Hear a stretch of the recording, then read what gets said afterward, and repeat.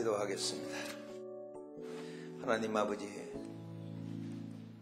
주의 말씀 상고하고자 오니 전하는 자와 듣는 자의 머리에 주의 예수 그리스도의 피 묻은 손으로 안수하소서. 주의 말씀 받아 30배, 60배, 100배, 1000배, 10,000배의 결실을 맺을 수 있는 착하고 충성된 종들이 다 되게 하여 주시기를 원하옵나이다. 전능하신 주 예수 그리스도시여, 오늘도 이 땅에 많은 생명들을 사랑해 주시오니 감사합니다. 우리가 힘이 없고 능이 없어 저들에게 도움을 다 증가하지 못했사오나 주여, 곧 주님의 거룩한 역사가 성령의 불길과 함께 이 땅에 일어날 줄로 믿고 준비하고 있습니다. 거룩하신 주님, 우리 가는 길을 주께서 도와주셔서 가는 곳마다 이곳 승리하게 도와주시기를 원합니다. 여기 우리 성민의 식구들 한 사람 한 사람 주님 책임져 주시기를 원합니다. 승리하게 하시고 위대한 인물로 주님 우뚝우뚝 세우시고 그들을 통해 주님 영광을 거두시기를 원하옵나이다. 거룩하신 주님께서 이 땅에 험하고 참으로 황야와 같은 세상을 살아갈 때에 성령의 단비를 내리시고 샘의 골짜구니가 되게 하시고 하나님 은총의 말씀이 날마다 하늘로부터 쏟아져서 우리의 걸어가는 길이 평탄케 하여 주옵소서. 예수 그리스도의 이름으로 감사기도 드립니다. 아멘. 오늘은 특별히 여러분들과 함께 예수 그리스도의 4대 선교 전략이라 그런 제목으로 잠깐 말씀의 떡을 나누고자 합니다. 지금까지 세계 교회는 무너져가는 교회를 재건하려고 무척 선배님들이 노력을 했습니다. 어떻게 하면 교회를 발전시키고 부흥시킬 수 있을까? 새벽마다 기도하고 모든 성도들에게 전도를 혹은 하나님 앞에 봉사할 것을 때로는 명령도 하고 권면도 하면서 또 한편으로는 교회 성장에 대한 전략들을 많이 연구했습니다. 그럼에도 불구하고 선교 전략에 대한 뾰족한 방법이 나오지 않았습니다. 그래서 현재 구라파교회는 90%가 문을 닫았습니다. 겨우 10% 남았는데 요즘에 얘기 들으니까 약 2% 정도가 교회를 나온다, 그렇게 얘기합니다.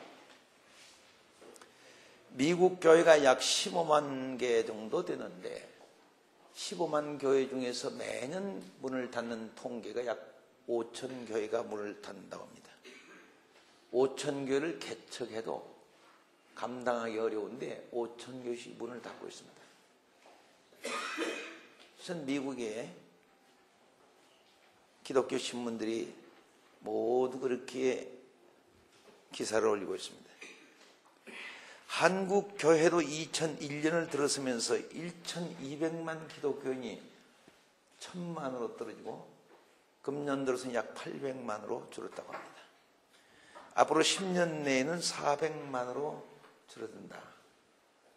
이것이 보통 우리가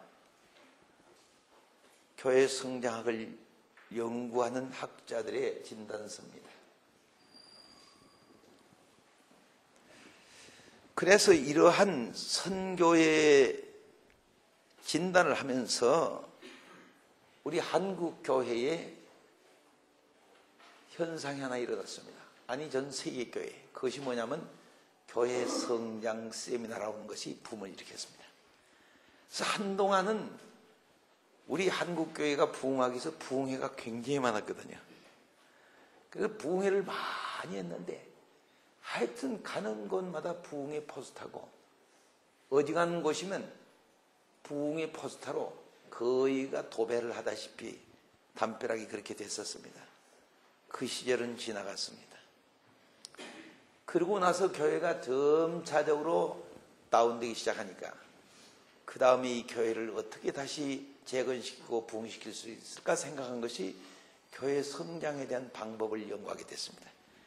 그래서 방법을 연구한 학자들마다, 방법을 연구하신 목사님들 혹은 교수님들마다 교회 성장 세미나를 많이 했습니다. 특별히 미국의 풀러 신학교의 맥가브란 박사 같은 분은 교회 성장학을 만들어서 아주 세계의 대명사가 된 일도 있었습니다.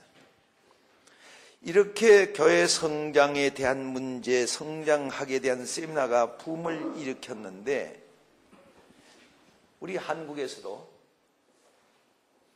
한 10수년 전입니다. 1000명 초청 전도대회, 그래가지고 양말도 사주고 구두도 사주고 심지어는 양복도 사주고 떡도 사주고 뭐도 사다 드리면서 교회 한번 나오시오.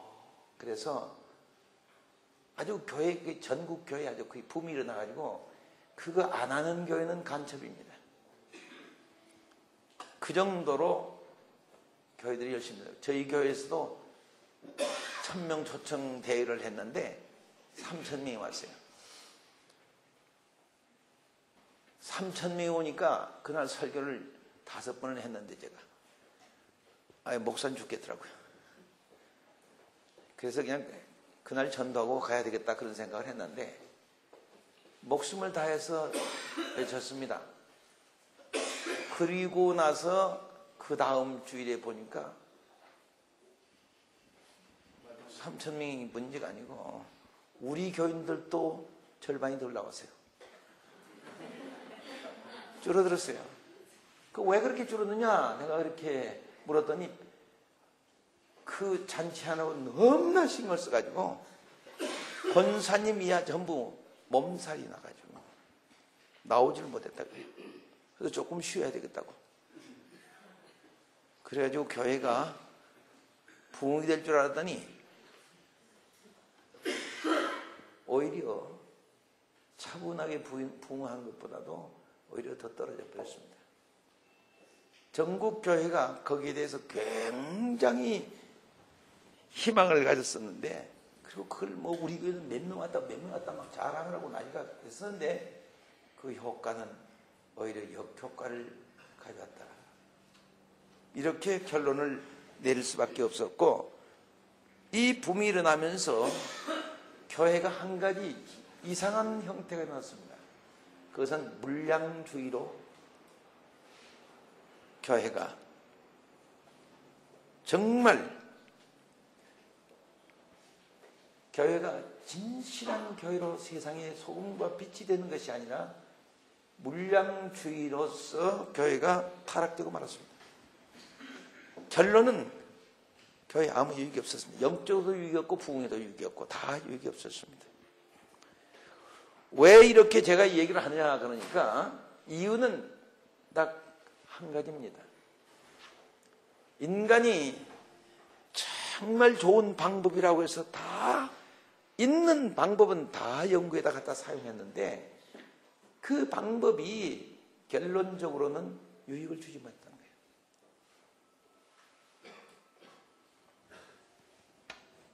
그래서 오늘 내가 여러분에게 하나님의 방법, 예수의 방법으로 우리는 다시 리턴해야 된다. 다시 말하면 Return to Jesus Christ way. 예수 그리스도의 방법으로 우리는 돌아가야 된다. 그것을 발견하게 됐습니다.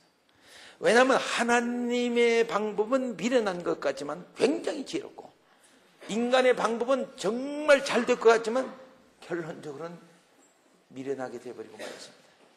그것을 시대 속에서 제가 보면서 내가 여러분들에게 오늘 강의를 이렇게 해야 되겠다 그렇게 생각을 하고 왔습니다. 두 번째 가서 여러분에게 말씀드립니다. 교회가 왜 이렇게 무너지는가 라고 하는 그때 당시에 교회 성장학자들의 진단서가 나와 있습니다. 그것은 크게 네 가지를 들었습니다. 첫째는 경제화 때문에 무너지고, 두 번째는 산업화 때문에 무너지고, 세 번째는 과학화 때문에 무너지고, 네 번째는 퇴폐풍조화 때문에 무너진다. 이 4대 원인이 교회가 무너져가는 아주 함정, 나쁜 조건, 시츄에이션, 상황입니다. 학자들이 그 진단서를 내려놨는데 제가 가만히 생각하니까 이 진단서 대단히 잘못됐다라는 걸 생각했습니다. 그 교회 성장학자들이 그 말을 할 때마다 사람이 등 따시고 배부르면 하나님을 안 찾는다는 거예요. 역사적으로. 어렵고 고생스럽고 정말 죽기 일보 직전에 가야 아이고 하나님 찾는다는 거예요. 그러면 여러분, 그러면 한국이 전부 교회를 통해서 가난화가 되고 고통을 당하는 화가 되어야 될 거 아닙니까? 그것은 우리가 용납하기 어렵잖아요. 교회가. 교회는 축복이 있는 것이 교회고, 또 축복의 근원이 되신 하나님 여호와가 계시는 것이고, 예수님도 처음 가르칠 때 팔복을 가르치셨고,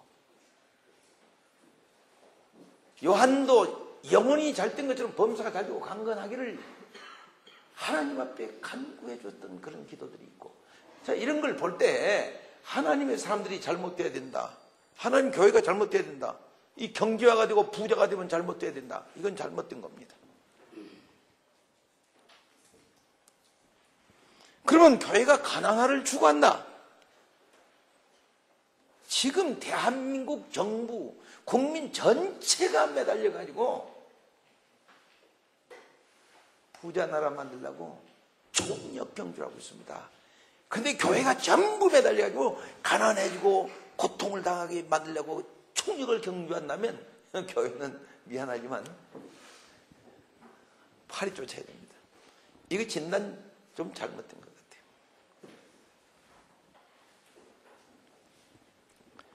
두 번째, 산업화에 대한 문제가 있습니다. 산업화가 오니까 바쁜 생활 속에서 더욱다나 산업화되면 막 일산화가스니 이런 건 탄산가스니 이런 것들 때문에 숨이 막혀. 폐부에 가서 아주 가스들이 가득 차가지고 사람 피곤해서 못 살아. 세포수까지. 그러니까 일주일에 한 번 정도는 산속에 가서 산소 클리닝을 해야 돼. 그것이 지금 과학적으로 증명이 되어 있어요. 그런데 하필이면 그날이 또 주일날이잖아. 그러니까 교회 주일 지킨다고 성수주일 하라고 목사님은 난리를 피지. 거기에다 또 가끔가다 어떤 목사님들은, 배짱 좋은 목사님들은 협박도 합니다. 아무게 장로님이 말이지, 교회 안 가고 주일날 놀러 가다가 자동차 사고 나가지고 두 달에 동당 부러졌습니다. 협박 한번 딱 해놓으면 가다가 또 팔 부러진 거 아니야?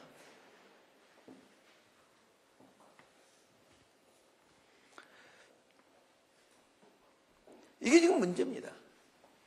그러니 이젠 이틀 놀기로 해놓으니까 토요일부터 가버리니까 아예 주일날 돌아올 생각 안 합니다.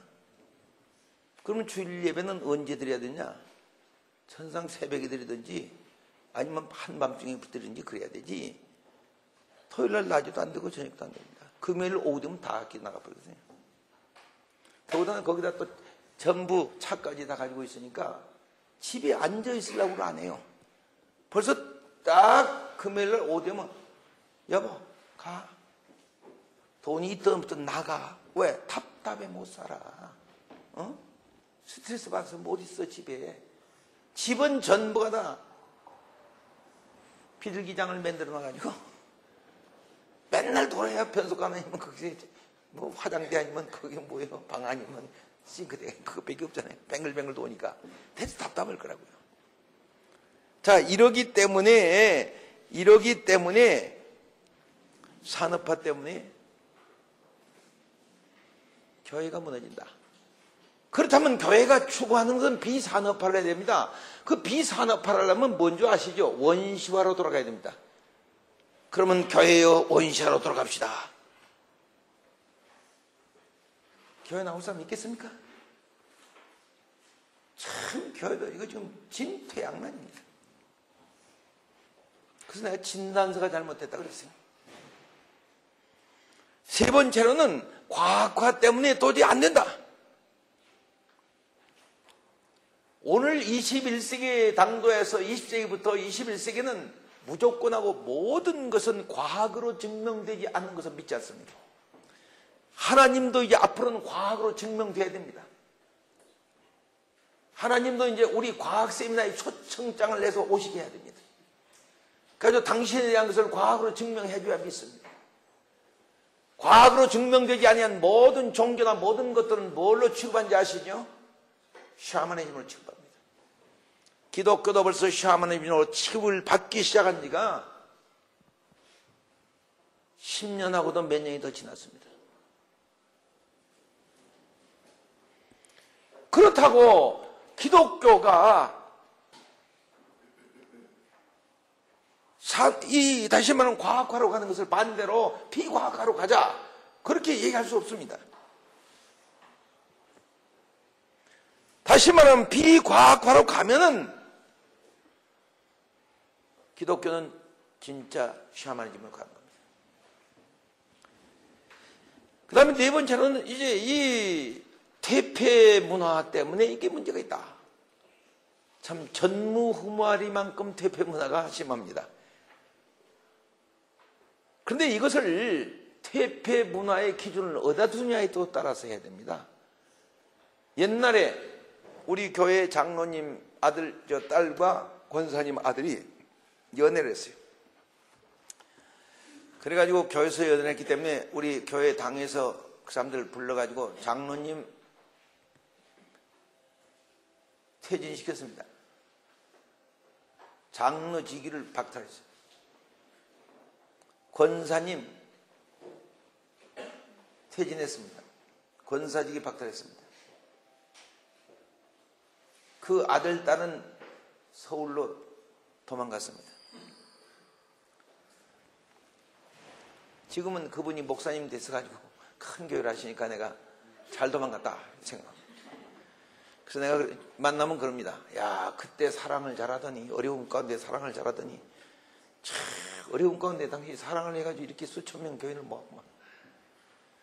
사랑의 은사가 있어야 되지. 근데 그때 그 장로님 아들 권사님, 권사님 아들 장로님 딸 쫓아내보낸 사람들은 지금도 시골에 살고 계시더라고요. 여러분, 퇴폐 문화, 그때 이건 퇴폐 중에 퇴폐입니다. 요즘에 만약에 집에서 나이 먹은 처녀가 시집도 안 가고 실실 눈 사탕만 굴리고 앉았으면은 이거 보통 문제 아닙니다. 뭘 좀 하나 데리고 들어와. 눈만 찌푸리지 않으면 되잖아. 없어요. 미치는 거예요. 문화가 바뀌었습니다. 멋있는 총각을 하나 달고 들어오면 그날부터는 주방이 그냥 똥땅똥땅 난리가 납니다. 옛날 같으면 큰일 날 얘기입니다. 큰일 날. 집구석 망하고 교회 망하고 다 망합니다. 그래서 그때는 교회당을 연회당이라고 했습니다. 잘 들으세요. 지금 퇴폐 풍조가 왜 생기느냐고 제가 이렇게 가만히 봤더니 그것이 행복을 추구하느라고 생겼더라고요. 나름대로 행복을 추구하는 거예요. 그러면 행복을 추구하느라고 하다 보니까 그것이 퇴폐가 된 거예요. 우리 눈으로 볼 때. 근데 앞으로 사람들이 볼 때는 그것도 퇴폐 문화가 아닐 수 있어. 잘 보셔야 돼. 시대는 바꿔줘. 행복을 추구하는 것이 교회냐? 아니면 반대로 고행을 추구하는 것이 교회냐? 가톨릭에서는 고행을 좀 추구도 합니다. 그렇지만 우리 개신교에서는 행복을 추구합니다.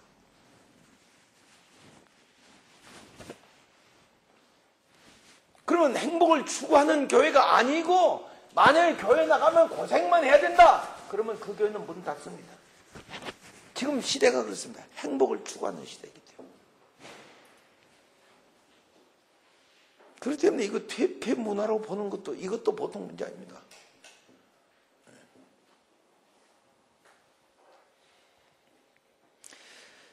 그래서 이 경제화나 산업화나 과학화나 퇴폐 문화 이것 때문에 교회가 무너진다 하는 것에 대해서는 동의할 수 없다.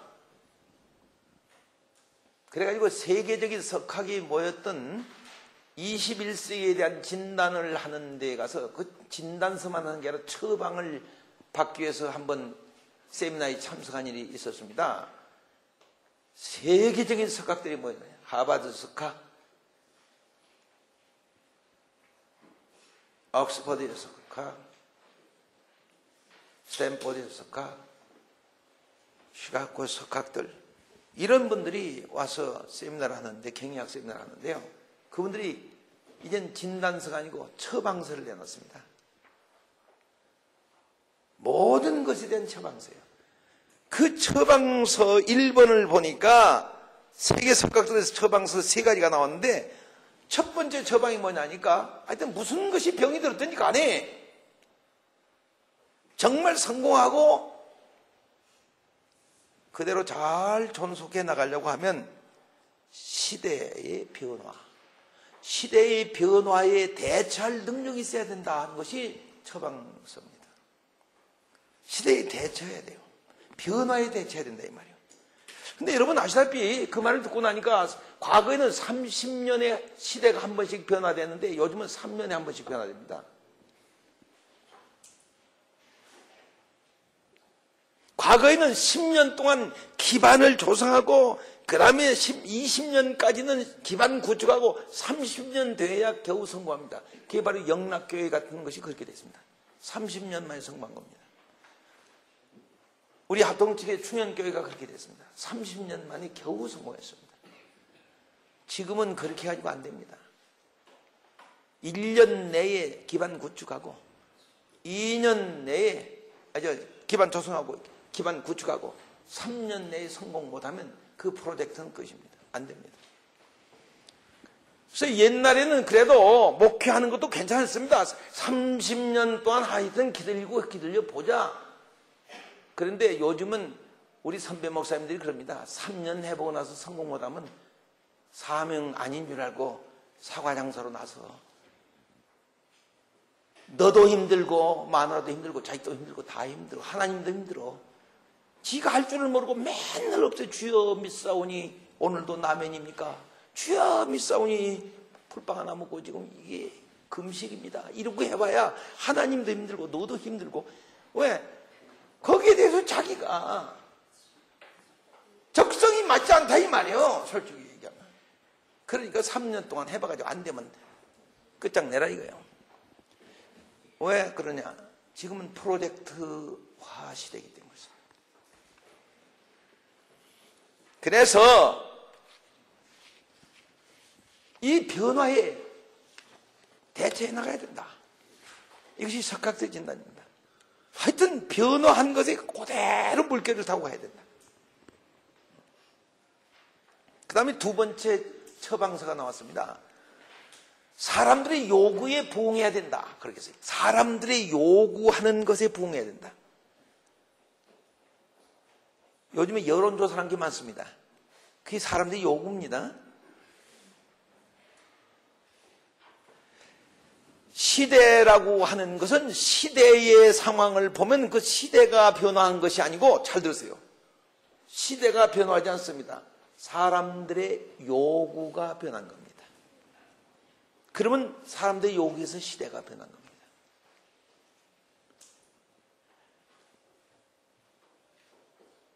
그것도 이제 변하는 것이 좀 이 방법이 다르더라고요. 옛날에 우리 그 한 GMP가 한 100불 정도, 80불, 100불 될 때 우리 살았거든요. 그때는 부인들이 정말 갖고 싶은 게 하나 있었습니다. 부인들은 게 밥하는 것보다 더 힘든 게 빨래거든요. 그래서 그때는 빨래판 하나만 가지면 소원이 없어.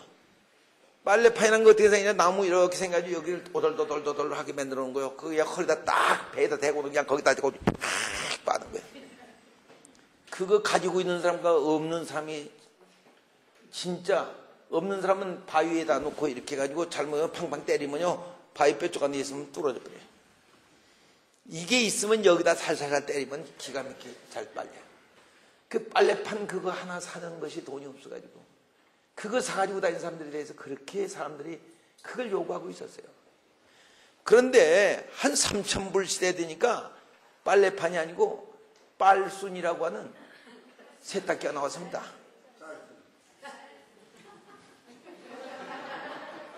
그 6,000불 시대 가니까 짤순이가 나와가지고 아주 일단 빨기만 하는 게 아니고 딱 짜가지고 나왔습니다. 한 9,000불 시대 가니까 말순이가 나와가지고 이제 말려가지고 나옵니다. 10,000불이 딱 넘어가니까 뭘 요구한지 아세요? 이제는 대순이가 나서 아주 대려가지고 나오게. 사람들 요구는 이렇게 변합니다. 나중엔 정정하면 그러는지도 몰라요. 지구는 온난화되고 안 입고 사는 방법은 없냐. 그러면 어떤 또 철학자가 나와서 그것이 바로 에덴이다. 그러면 또 어느 미술 예술가가 나와서 인간의 육체보다 더 아름다운 것이 어디 있느냐. 이러기 시작하면 짤순이고 뭐 빨순이고 말순이고 대순이고 다 필요가 없습니다. 사람들의 그 요구에 의해서 시대가 변화되기 때문에 이 우리 성직자들은 또 사업을 하려고 하는 사람들은 어떤 일을 하든지 지도자가 되려고 하면 그 사람들이 무엇을 이 시대에 요구하고 있는가 이걸 아주 명석하게 파악할 수 있어야 된다. 제가 20년 전에 이런 얘기를 했습니다. 여러분 앞으로 20년 후에는 영어를 못하면 문맹인이 될 수 있습니다. 그래서 CMS라고 하는 처치 미션 스쿨을 만들어서 유치원 영어학교, 초등학교 영어학교, 중학교 영어학교, 고등학교 영어학교 그걸 만들었습니다. 제가. 대한민국의 영어 교육 운동을 최초로 한 사람이 저입니다. 실제 그렇게 됐잖아요. 그렇게 돼가고 있잖아요.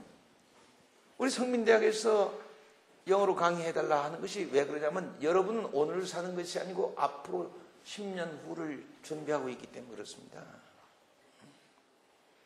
그때 가면요 진짜 하나는 시골 사람 되고 하나는 저 수도 사람 됩니다. 네.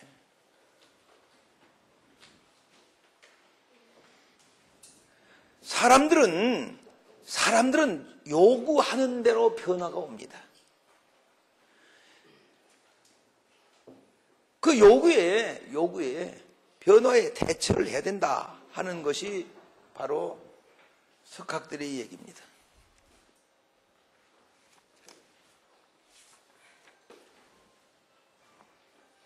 그리고 이제 세 번째는 진단서가 또 나왔는데, 처방서가 또 나왔는데, 세 번째는 뉴 프로젝트. 새로운 프로젝트를 계속해서 만들어내지 않으면 절대로 성공하지 못한다. 그리고 지탱하지 못한다. 무너진다. 그 왜 그러냐니까요. 여러분은 생각할 때 어떨는지 모르지만 70년대 한국의 100대 재벌 가운데 지금 와가지고 100대 재벌이 남아있는 재벌은 하나밖에 없습니다. 그걸 아셔야 됩니다. 다 무너졌습니다. 미국 경제연구소에서 발표한 바에 의하면 미국 전체 기업 가운데 70년대 100대 재벌 가운데서 2000년대 와서 100대 재벌 속에 들어있는 것이 3개밖에 없습니다. 이건 그들 조사에 의해서입니다. 우리 한국교회도 60년대 70년대 100대 교회가 지금 2000년대 와서 100대 교회 속에 들어간 것은 둘밖에 없습니다. 이렇게요 시대에 따라서 무너집니다. 왜? 그 사람들은 새로운 프로젝트가 없어. 옛날 걸 가지고 하니까. 그래서 뉴 프로젝트가 없으면 다 망한다 그거예요. 제가 미국에 처음 갔을 때 그 텔레비전을 보니까 어떤 사장님이 털게 나오더니 자기 회사 주식에 대해서 피하라는 거예요. 우리 회사 주식은 하늘이 무너지고 땅이 꺼져도 절대로 곤두박질하는 일이 없습니다. 그것이 뭔 줄 아십니까? 여러분, 우리 어디에든지 사무실이나 가정이나 가면 이것은 반드시 있어야 된다. 이것이 뭔지 아세요? 여러분의 비서. 그러더니 탁 나오는데 타이프라이터.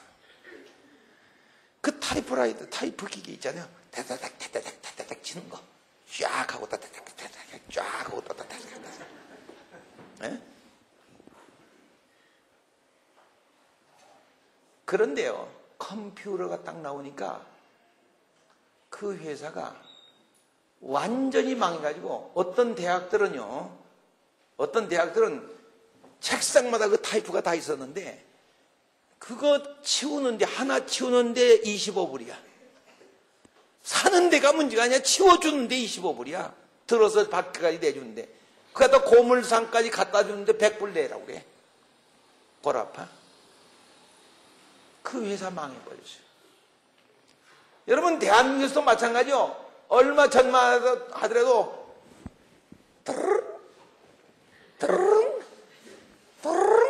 어떤 건 또 가다가 0에서 돌리면 가다가 중간에 가다 또 쉬다가 탁탁 때리면 들어른가. 그러면 이 전화가 엉뚱한 번호로 가버려. 여보세요? 그러면 누구세요? 접니다면 저가 누구야? 기분 나빠. 돈 버리고. 지금은 그런 게 없어. 그냥 삐삐삐삐삐삐. 여보세요? 이렇게 나와요.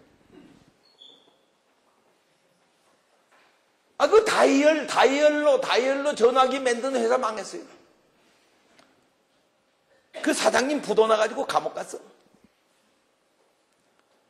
새로운 시대에 적응할 수 있는 뉴 프로젝트가 없으면 안 된다는 거예요. 교회도 마찬가지야. 지금 산업화니, 경제화니, 과학화니, 태평풍전이 이런 얘기 해야 그 소용없는 얘기예요. 거기에 대해서 대처 능력이 없으면, 거기에 대해서 사람들이 요구가 무엇인지 부응하지 못하면, 그 다음에 거기에 대해서 새로운 프로젝트를 개발해서 앞서가지 못하면 천하 없는 것도 무너진다는 것이, 이건 아주 절대 공식이야. 그래서 우리 성민대 학생들은요, 죄송한 얘기지만은 정신 바짝 차려야 돼요. 이 세 가지에 대해서 좀 부응할 수 있어야 돼요.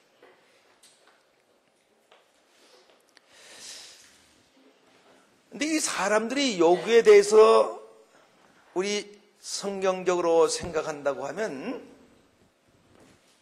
여러 가지가 있겠습니다만은, 보편적으로 사람들이 요구가 무엇이냐. 그러니까 기본적인 요구는 4대 요구가 있어요. 그 4대 요구 가운데 첫 번째가 뭐냐면 영적인 요구예요. 그 영적인 요구가 있기 때문에 사람들은 종교생활을 하는 거예요. 여러분, 기독교회가 없다고 해서 종교생활을 안 할 줄 알아요? 하다못해 나무라도 놓고 믿고 돌부라도 놓고 믿고 아니면 저 강가에 가서 물이라도 놓고 떠다 놓고 믿지, 종교 안 믿잖아요. 그것이 뭐냐면 영적 욕구예요. 그것이 신앙적인 거예요. 사실은 전도 안 해도 사람들은 다 영적 욕구가 다 있다는 거 꼭 알아야 돼요. 그 영적 욕구를 충족하기 위해서 우리가 교회를 세우고 그런 거예요. 그 다음에 두 번째로는 정신적 욕구가 있어요. 인간은 정신적 욕구가 있거든요. 그 정신적 욕구는 뭘로 채우냐? 학문으로 채우는 거예요. 학문. 그래서 공부를 하는 거예요. 그냥 태어나서 그냥 토끼처럼 살면 되지. 토끼가 어디 ABC 공부하고 삽니까? 그냥 살면 되는데 공부를 많이 하거든요. 왜 그래요? 정신적 욕구예요. 그 다음에 세 번째는 육체적 욕구도 있어요. 육체적 욕구. 육체 욕구는 뭡니까? 건강한 거죠. 아주 육체가 맞지. 파워풀하고 스트롱하는 것이죠. 건강. 네 번째는 생활적 욕구가 있어요. 다시 말하면 복지적 욕구요. 부자로 살고 잘 살고 평안하게 살고 명예롭게 살고 다 이거 복지거든요. 이게. 이런 4대 욕구를 가지고 있는데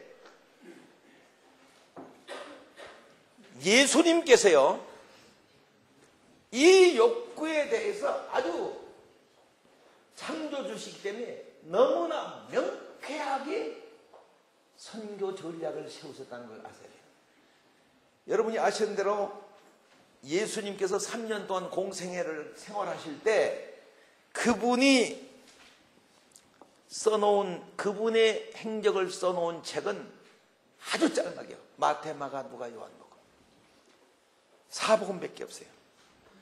다른 건 다 사도들이 쓴 것이고, 그렇죠. 구약은 선지자들이 쓰고 뭐 예언자들이 쓴 거죠. 예수님이, 하나님이 세상에 오셔서 3년 동안 사신 것을 그대로 기록해 놓은 것은 바로 사복음서밖에 없어요. 그런데 여러분, 이 사복음서에 아주 특징이 있어. 예를 들자면 사복음서의 특징이,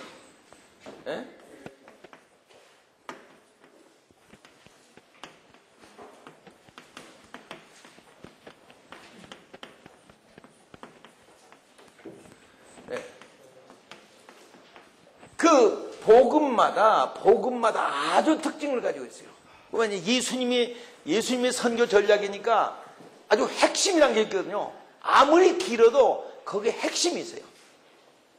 마태복음은 뭐 하기 위해서 있는 것이냐 그러면요, 선교하기 위해서 있는데, 마태복음은요 5장에서 보면 뭘 먼저 시작한 줄 아세요? 예수님께서 산에 올라가 앉으시니 제자들이 나온지라 입을 열어 가르쳐 가라사대. 교육으로부터 시작합니다. 교육으로부터 마태복음이 시작해요. 근데 이건 참 예수님하고는 좀 달리합니다만은 사실은 말이죠. 본래는 여러분은 서서 배워야 되고, 예수님도 산에 올라오시면 이렇게 앉아야 되거든. 앉아야 돼. 목사는 앉아서 가르쳐야 되는 게 본래. 여러분은 서서 배워야 되는 거예요. 예수께서 산에 올라와 앉으시니 제자들이 나와서 서서 스탠드. 입을 열어 가르쳐 가라사대. 근데 요즘 까꿀로 돼가지고 서가지고 이 난리를 피우고, 아니, 학생들은 전부 턱 앉아가지고.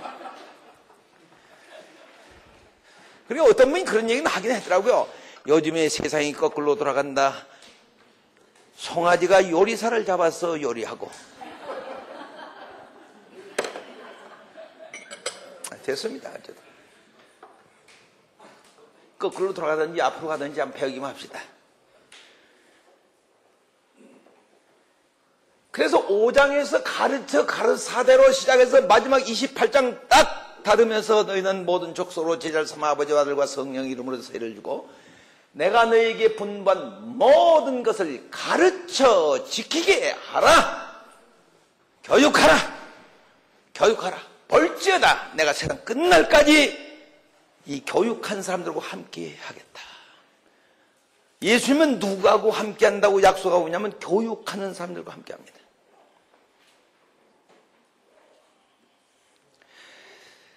그래서 마태복음은 무조건하고 교육, 선교 특징을 가지고 있는 복음이다. 이렇게 보시면 됩니다. 여러분, 인간은 잘 들으세요. 교육적 존재입니다. 사회적 동물이라고 아리스토텔레스는 얘기하는데 나는 그렇게 말하지 않습니다. 교육적 존재다. 칸트하고 맥을 같이 합니다. 성경에는요, 잘 들으세요. 하나님이 그 바쁘신 가운데 약 2000번을 내 자녀를 가르치라. 그렇게 말하고 있습니다. 몇천 번이요? 2000번.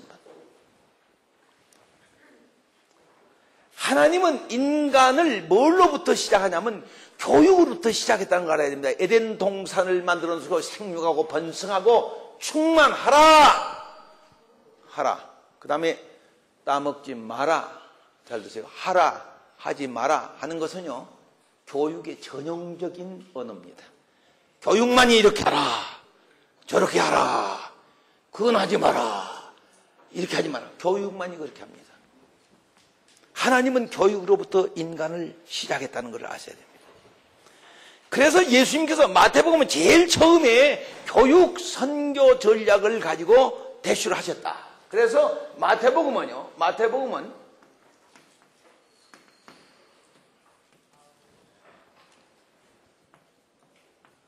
예수님의 교육 선교 전략을 말씀하고 있습니다.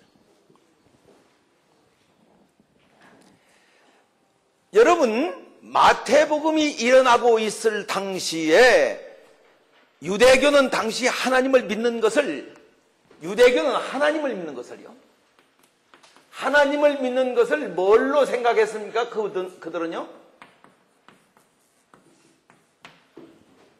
종교로 생각했습니다. 근데 예수님은요, 예수님은 하나님을 믿는 것을 어떻게 생각했냐? 잘 들으세요. 교육으로 생각했습니다. 지금 유대교하고요, 예수님하고는 전혀 다른 내루를 달리고 있는 겁니다.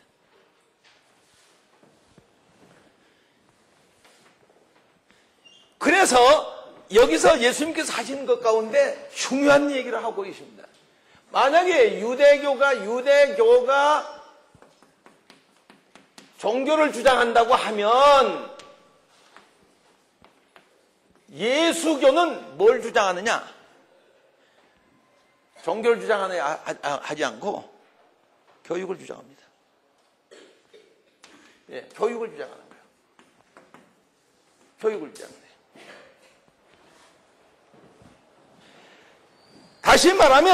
다시 말하면 이 종교의 가장 특징이 뭐냐? 이 종교의 가장 특징이 뭐냐면요, 이걸 아셔야 돼요. 종교의 가장 특징이 어느 종교든지 뭐죠? 제사입니다. 핵심이.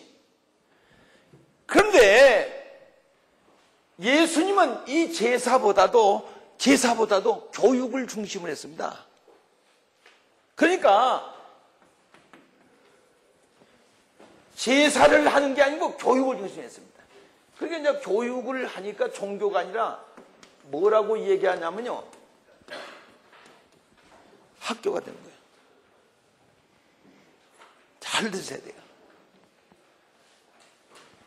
이 종교 제사를 지내려면 반드시 뭐가 있어야 되냐면 제사장이 있어야 됩니다. 안 그렇습니까? 그런데 예수님은 제사장이 아니고 교육하려면 뭐가 있어야 돼요? 그래서 예수님 보고 제사장님 한 사람이 오십니다. 선생님. 전부가 예수님은 호칭이 선생님입니다.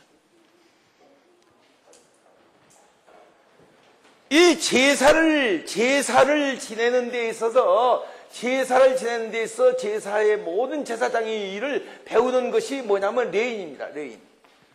근데 예수님은 그걸 배우는 사람을 뭐라고 하냐면 제자, 학생을 얘기합니다. 지금 이 시스템 자체가 완전히 다른 거예요. 완전히 다른 거예요. 예? 그래서 예수님은 여기서는 이 사람들은 이것을 성전화시켰는데 예수님은 뭔 시켰냐면 학교화를 시켰습니다. 잘 들으셔야 됩니다. 성경 보세요. 안 그런가? 그래서 이 싸움이 벌어진 겁니다. 이것을 소위 얘기해서 하나님 믿는 것을 종교화라고 얘기하고, 이쪽에 있는 것을 우리가 하나님 믿는 것을 교육화라고 얘기합니다. 교육화라고. 그래서 예수님은 교육화를 추구했지 종교화를 추구하지 않았다. 이것이 예수님의 종교 개혁입니다. 만약에 여러분도 21세기에 또다시 종교 개혁을 해야 된다면 교육화로 가야 된다. 이해가십니까? 그래서 예수님의 선교 사역 가운데 80%가 교육으로 일관했다. 그러면 예수님의 교회는 어디 위에 세워졌느냐? 잘 들으세요. 예수님의 교회는 무엇 위에 세워졌습니까? 종교 위에 세워진 것이 아니고 교육 위에 세워졌다는 겁니다. 교회가 어디 위에 세워졌냐? 교회가. 이 교회가, 유대교회는 종교 위에 세워졌지만은 예수 교회는 교육 위에 세워졌다 하는 것을 확실하게 우리는 볼 수가 있습니다. 그래서 자 보세요. 학교에서 교육하기 위해서 선생님이 제자들을 데리고 가르치는 것이 뭡니까? 그게 학교지 뭐예요. 그래서 초대 교회는 교회란 간판을 안 걸고 뭐라고 간판을 걸었는지 아십니까? 초대교회는 교리학교라고 간판을 걸었습니다. 교리학교. 교회 다닌 것을 교리학교라고 그러세요. 그 교리가 뭔지 아세요? 교리학교?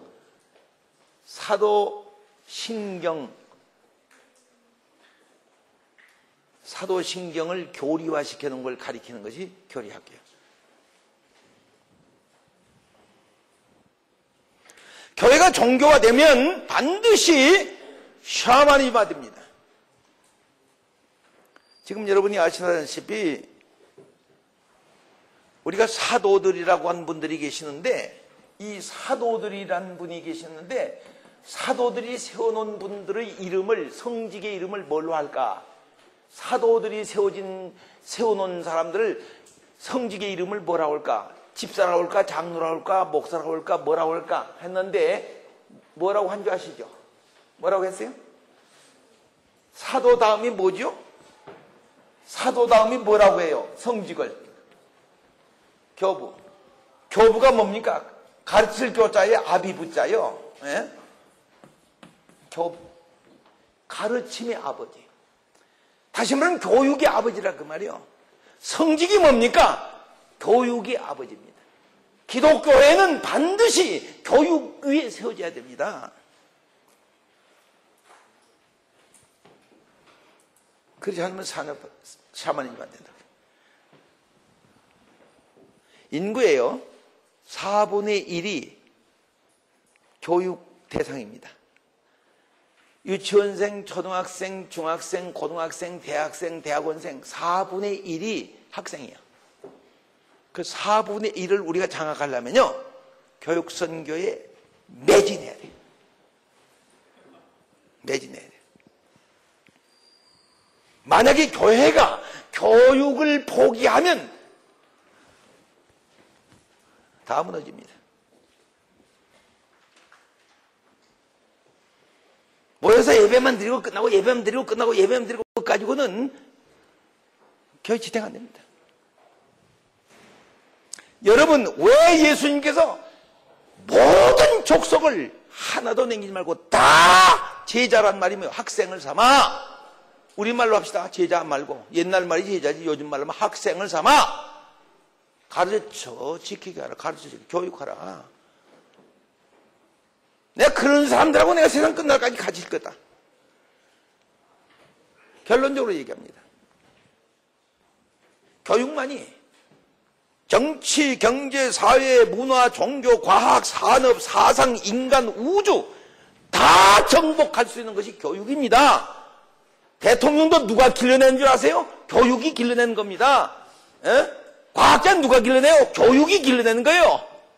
목사는 누가 길러내요? 종교도 교육이 길러내는 거예요. 교육에서 져버리면, 교육에 등한시하면 종교가 아니라 철없는 것도 다 무너집니다. 그래서 여러분 잘 아셔야 할 것은 지금부터 약 400년 전에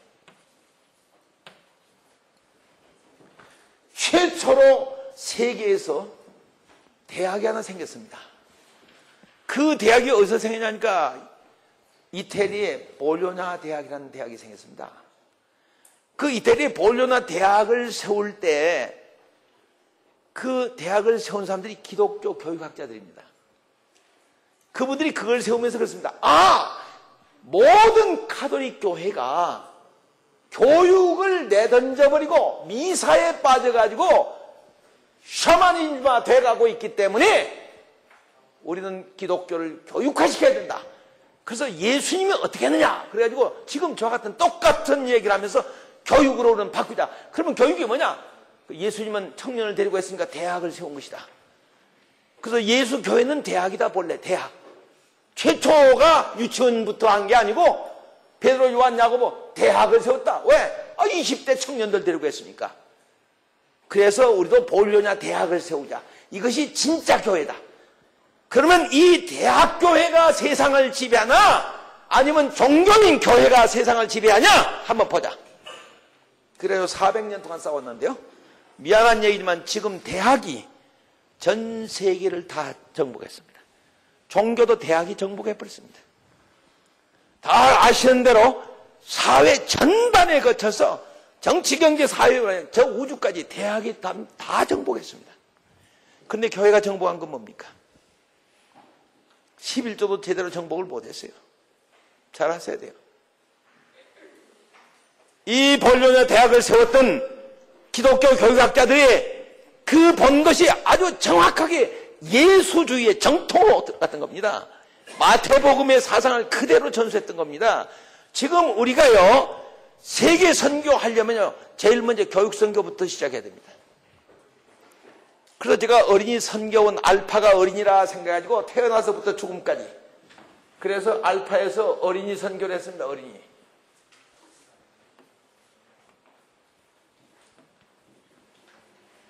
하여튼 이것을 전국 교회마다 12,000개를 세웠습니다. 그러고 나서 제일 꼭대기 가서 어린이에서부터 시작해서 어디 가야 되냐니까 대학까지 그래서 여기까지 올라왔습니다. 그래서 이게 알파고 이게 오메가입니다. 이게. 하여튼 대가리하고 꽁지만 잡자. 중간은 그냥 어떻게든지 하고. 지금요, 우리 기독교가 이 교육 다 잡지 못하면 절대 안 됩니다. 지금 미션 스쿨들이 전부 문 닫고 있습니다. 다 문 닫고 있어요. 이건 미션 스쿨들 정신 바짝 차려야 됩니다.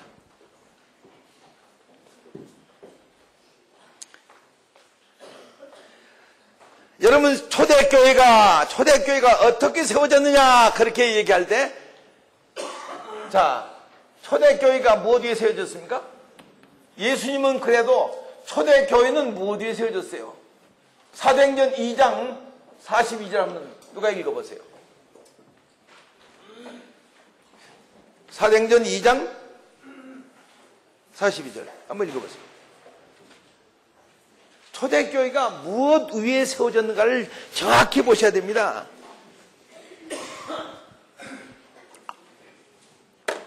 시작. 자, 잠깐. 저희가 누구의 가르침을 받아? 사도의 가르침을 받아 교육 위에 세워진 거예요. 저희가 누구예요? 저희는 교회 교인들을 얘기합니다. 사도들의 가르침을 받아 교육하는 교회, 교육에다 세워졌는데 떡을 떼며, 잘 들으세요. 떡을 떼는데 떡도 교육받은 떡이요, 그냥 떡이 아니에요. 떡집에서 만들어놓은 떡이 아니라 이 떡은 교육받은 떡인데 어떤 교육입니까? 이 떡은 그냥 떡이 아니고 교육을 꼭 시켜야 돼. 예수 그리스도께서 당신의 살과 피를 우리에게 주시는데 이게 영생의 약속이다. 이것이 부활의 약속이다. 교육이 된 떡입니다. 교육이 된 떡. 그냥 떡이 아니에요. 우리는 뭐든지 교육되지 않은 것을 그냥 막 하려고 그럽니다. 사도들의 가르침을 받아 떡도 뗐어요. 그때 떡 가르침 안 받고도 먹는 떡이 굉장히 많습니다. 집에 가면 뭐 맨떡이니까.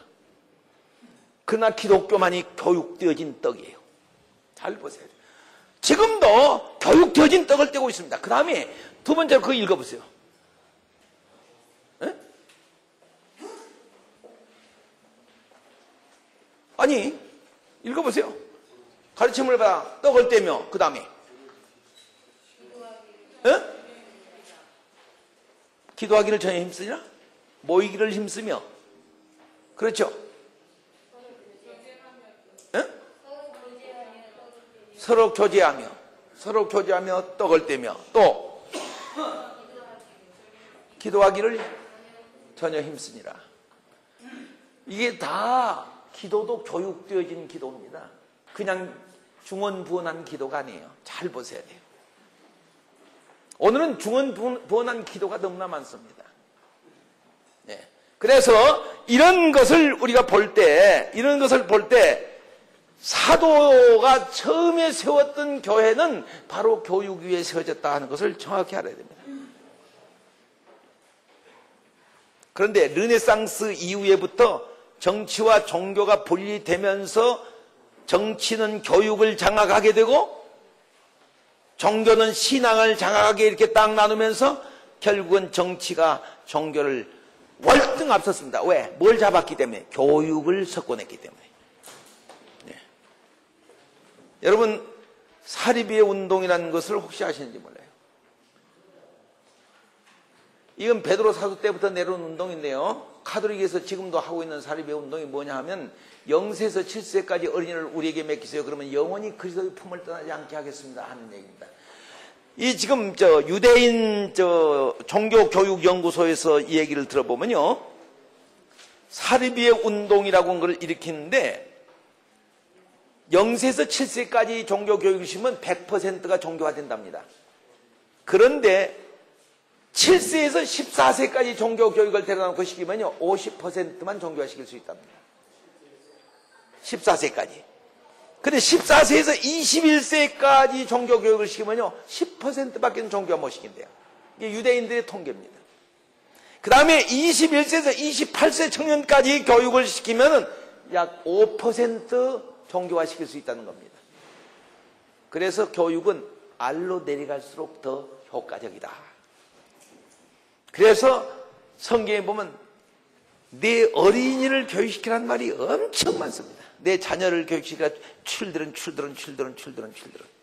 네, 굉장히 많습니다. 그 2000번입니다. 어쨌든 간에 예수님께서 이 마태복음에서 교육 선교를 이와 같이 말씀하시고 난 다음에 마가복음에 가서는 모든 병을 고쳐라. 그래서 치유 선교를 시작합니다. 마가복음에서는 치유 선교에 대해서 굉장히 강조합니다. 아예 시작할 때부터도 뭐라고 얘기하냐면요, 시작할 때부터도 전부가 병 고치는 걸부터 시작합니다. 마가복음 시작하면서부터 병 고칩니다. 그리고 마지막 16장에 가서도 모든 약한 것을 고치며 모든 병을 고쳐주라. 치유 선교입니다. 세 번째, 누가복음에 가서 보면 누가가 의사임에도 불구하고 그분은 아주 복지에 대해서, 구호 선교에 대해서 굉장히 강조를 합니다. 구호 선교. 심지어는 구호 선교를 어디까지 강조하냐면 누가복음 16장에서 보면요, 부자가 가난한 사람을 돕지 않고 자색 옷을 입고 멋대로 호의호식하고 살았는데 그 사람 어디까지 쫓아가서 벌 준지 아시죠? 지옥의 음부에까지 쫓아가서 벌을 주는 겁니다. 그러니까 복지하라는 거예요. 가난한 사람 나눠주라는 거예요. 구제하라는 거예요. 복지선교하라는 거예요. 우리 복지학과 학생들 정신 차려야 돼요. 부자들한테 경고해야 돼요. 이거 안 하고 가면 당신네들은 지옥에 가서도, 거기까지 가서 하나님이 뭐라고 하는지 아세요? 야, 부자야, 네? 너는 하나님을 안 믿어서 여기 왔다. 그 말이 없어요. 심판록, 그 부자 심판록이 딱 나와 있어요. 판결록이. 너 교회도 안 나갔구나. 그 말도 없어요. 너 못된 짓 많이 했구나. 그 말도 없어요. 나사로는 세상에서 고통을 많이 당했지 않냐? 그러니까 당연히 아브라함 품에서 영광스럽게 살 수 있지 않느냐? 이것이 판결문입니다. 그래서 오늘 부환자들에게 우리 복지과 학생들은 담대하게 얘기해야 돼요. 복지 좀 하시오. 하고 안 하고는 당신 자유에 있지만 죽은 다음에는 하나님이 음부까지 따라갈 거예요. 근데 왜 이런 말을 잘 못해? 겁이 나가지고. 겁날 거 없어. 누가 보면 16장 가서 딱 입고 들어대 버려요. 내가 그래서 그 영화를 하나 만들려고 그래. 복지영화. 복지영화를 만들면 그렇게 만들어야 돼. 그래가지고 야, 이거 우리가 돈 버는 목적이 뭐냐? 가난한 사람들 도우려고 그런 것이다. 선한 일을 하려고 하는 것이다. 이거 출세한 것이 뭐냐? 어려운 사람 도우려고 한 것이다. 강도 많은 사람 도우려고 한 것이다. 이런 철학이, 이런 사상이 누가복음 사상에서 꽉 차 있어요. 그래서 이 복지선교예요. 그 다음에 요한복음에 가서 보면 요한복음은 핵심이 딱 하나 있습니다. 그게 뭐냐? 그러니까 내 어린 양을 먹이라, 내 양을 치라, 내 양을. 양 먹이는 것이 뭡니까? 목양입니다. 그러니까 목회하는 거예요. 목회선교예요. 그러니까 교육선교, 치유선교, 구호선교, 목회선교. 자, 이것은 아까도 있죠. 영혼의 욕구요. 자, 이것은 뭡니까? 정신의 욕구요. 자, 이건 뭡니까? 육체의 욕구요.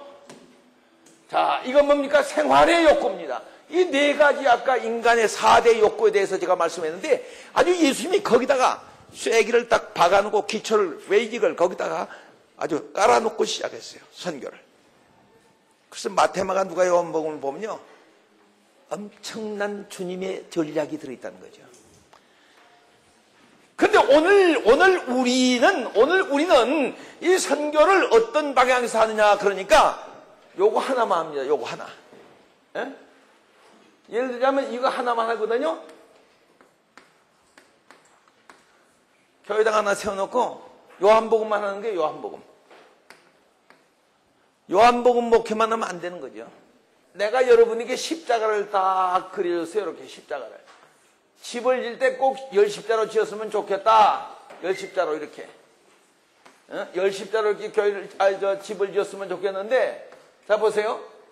여기는 요한복음 하면 여기는 마태복음에서 여기다 병원 세우면 될 거 아니에요. 병원. 여기는 교회 세우고. 자, 여기는 누가복음 해가지고 복지원 세우면 될 거 아니에요. 복지원. 자, 여기는 이건 마가복음이지. 여기는 마태복음 해가지고 학교 세우면 될 거 아니에요. 여기 가운데는 뭐하냐? 내 지배하는 센터. 이렇게 땅만 좀 있으면 네 군데로 쫙 십자가로 말이지. 이것이 연합돼 가지고, 그러면 보세요. 목회를 누구누구 하냐면 여기는 목사님, 여기는 의사님, 여기는 복지사님, 여기는 교사님, 전부 사자입니다. 넷이 코웍이 돼가지고 넷이 같이 살면 싸움도 안 해요. 서로가 다 좋잖아요. 서로가. 한쪽은 교회 와서 좋고, 한쪽은 복지원 와서 좋고, 한쪽은 병원 와서 좋고, 한쪽은 공부해서 좋고, 이렇게 해서 복합적인 4대 선교 전략을 함께 해나가야 된다. 그러니까 이제 앞으로 목회하려면요, 혼자 하려고 하지 말고, 나도 잘못했어요. 목사 혼자서 하려고 처음부터 교회를 그렇게 만들었어요. 그러지 말고 우리 동네에 의사 하나 데리고 왔어야 되는 거야. 그래, 여보, 거기다 병원 짓지 말고 말이야. 우리 교회하고 같이 지어 붙여가지고, 십자가로, 또, 거기 또 무슨 양로나, 이리 와. 여기다 지어. 또 유치원하고 뭐하고 학원하고, 여기 와서 지어, 여기 와서. 이렇게 해가지고 네 사람이 교사하고, 복지사하고, 의사하고, 목사하고, 넷이 마테마가 누가 요한복음이 딱 결탁이 돼가지고 목회를 시작하면요, 반드시, 자, 세상에 아까도 얘기했죠. 세상의 교육의 대상이 몇 명이라고 했어요? 인류의 4분의 1. 여러분 잘 아셔야 돼요. 환자가 4분의 1이요. 환자가 4분의 1이요. 환자만 4분의 1이 아니에요. 세상 살다가 도움을 받아야 될, 구호를 받아야 될 사람이 4분의 1이에요. 그런가 하면 영혼을 구령자들이 말이죠. 구령자들이 4분의 1이에요. 그러니까 4분의 4를 다 터치할 수 있는 것이 이 네 가지 속에서는 다 터치할 수가 있어요. 그래서 우리가 그리스도 예수의, 다시 말하면 사복음의 선교 전략은 바로 이런 네 가지 선교 전략이 함께 어우러져 가는 것이다. 이제 우리 목회는 그 방향으로 교회를 앞으로 세워나가야만이 그 교회가 자꾸 뻗어나간 거죠. 이쪽에도 키워나가고, 교회도 키워나가고, 복지원도 키워나가고, 학교도 키워나가고, 이렇게 해서 훌륭한 이런 선교 전략을 한다고 하면 이것이 예수님이 가르쳐주는 선교 전략이에요. 1000명 모이고 확 했다가 확 없어지고 그렇게 하지 말고 아주 계획적으로. 그래서 이제 앞으로는 개척교회 하려면요, 복지사 하나 구하시고요, 양로원 할 사람 하나 구하세요. 과원 할 사람 구하시고, 그 다음에 사구원을 하시든지 국민학교라든지 중학교라든지 할 사람 구하시고, 그 다음에 목사님 구하셔야 돼. 목사님 그렇게 해야 되겠지. 의사 구해야 됩니다. 4시 딱 모여가지고 우리 시작합시다. 주일. 그럼 마태복음 하시오 당신은? 난 마가복음 하겠소? 당신은 누가복음 하시오? 난 요한복음 하겠습니다. 서로 도웁시다. 이러면 세상을 장악할 수가 있어요. 참 예수님이, 나는 이렇게 예수님께서 정확한 선교 전략을 여기다 세상에다 심어놓고 가신 줄 몰랐어요. 그럼 이렇게 해나가면 되는데, 이렇게 하지 않고 그냥 이런 인간의 잔꾀를 자꾸 가지고 교회를 부흥시키려고 그러니까 그게 안 된다 이 말이에요. 앞으로는요, 죄송한 얘기지만은 부자들도요 절대 자식에게다 돈 상속 안 합니다. 절대 안 하게 돼 있어요. 이제 보세요. 이런 선한 일에 자꾸 붙여줍니다. 내가 이 교회 다니면 여기다가 병원을 지어주든지, 내가 이 교회 다니다가 돈 벌고 부자 됐으면 학교를 하나 지어주든지, 내가 이 교회 다니다가 저기 했으면 여기다가 양로원도 하나 지어주든지, 이런데 자꾸 보태가지고 그 기독교회가 세상을 지배해 나가는 이 4가지만 있으면 인간은 살아가게 돼 있으니까, 그렇게 해서 우리 선교 전략을 이런 방향에서 우리가 한번 해나가자 하는 것이 우리 성민대학교의 선교 전략입니다. 물론 전도 전략하고는 다른데, 선교는 조직적인 복음 전파니까 이 조직적인 것을 얘기하고 있습니다. 전도는 개인이 개인에게 전도하는 것이고, 선교는 조직이 조직에게 전도하는 겁니다. 이게 다 조직입니다, 이게. 그래서 조직적으로 우리가 전도하는 방향은 사복음 전도하는 전략이 아까 무슨 진단서가 내는 것보다도 좋고, 처방서 내는 것보다도 낫고 훨씬 낫습니다. 이걸 한번 구상하시면서 기도 많이 하시길 바랍니다. 기도하겠습니다. 주 예수 그리스도시여, 하나님께서 특별히 예수 그리스도를 이 땅에 보내셔서 우리가 어떻게 선교해야 될지 알지도 못하고 동서남북 분간도 못하고 있을 때, 주님은 마태복음에서 교육 선교를 강력하게 우리에게 주장하셨고, 마가복음에서 모든 병을 고쳐주라고 하는 치유 선교, 병원 선교를 철저하게 우리에게 가르쳐 주셨습니다. 모든 병을 다 고쳐주라. 그리고 어려움 당한 자들 구하고 구제하라고, 예루살렘에서 저 여리고로 내려가다 수많은 사람이 고통을 당하니 그들을 보호하라고. 그리고 요한복음에서는 내 어린 양을 먹이고 내 양을 치고 내 양을 먹이라고 하시는 주님의 말씀. 목회하라, 목양하라, 목회하라, 목양하라. 이렇게 말씀해 주셔서 오늘 우리가 이걸 다 배웠음에도 저희는 교회당 하나 달랑 세워가지고 요한복음만 하려고 애를 쓰고 있습니다. 한국교회 주님 불쌍히 여기시고, 온 교인들이 앞으로는 자기의 재산 살다가 마지막에 세상을 떠날 때 이렇게 선한 일에 교회가 그 지역에 가장 좋은 병원, 가장 좋은 양로원, 가장 좋은 어린이 교육원, 가장 좋은 교회, 가장 좋은 병원으로 그 지역을 책임질 수 있는 그런 선교의 센터가 될 수 있도록 하나님 도와주시기를 원하옵나이다. 이 일을 우리 성민대학에서 배운 자들은 늘 생각하고 기도하고 또 그렇게 생각하고 또 그렇게 원하고 간구할 수 있도록 도와주시기를 원합니다. 지금까지 우리가 생각하고 지금까지 경험하고 지금까지 우리가 알고 있는 그 상시의 선을 벗어버리고 새로운 방향에서 예수 그리스도처럼 우리가 그의 가르침을 쫓아서 새롭게 개혁해 나갈 수 있는 성민대학이 되도록 주님 도와주시옵소서. 예수 그리스도의 이름으로 기도드리옵나이다. 아멘. 마쳤습니다. 감사합니다.